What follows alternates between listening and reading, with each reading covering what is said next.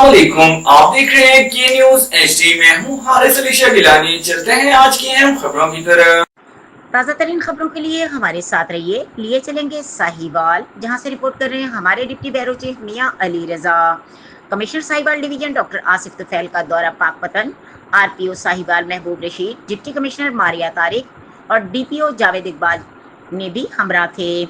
दरबार बाबा फरीद गंज शक्कर की जारी उर्स के इंतजाम का तफसीली जायजा लिया गया। ज़ायरीन को फराहम की जाने वाली सहूलियात को मजीद बेहतर बनाया जाए, कमिश्नर की हिदायत। उर्स के दौरान सिक्योरिटी की फुल प्रूफ इंतजाम यकीनी बनाए जाएँ।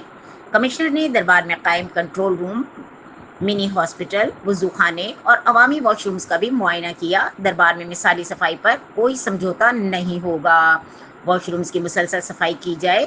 मुतवक्का बारिश में फौरी नकासी आब के लिए तमाम इंतजाम मुकम्मल रखे जाएँ, डिप्टी कमिश्नर की हिदायत।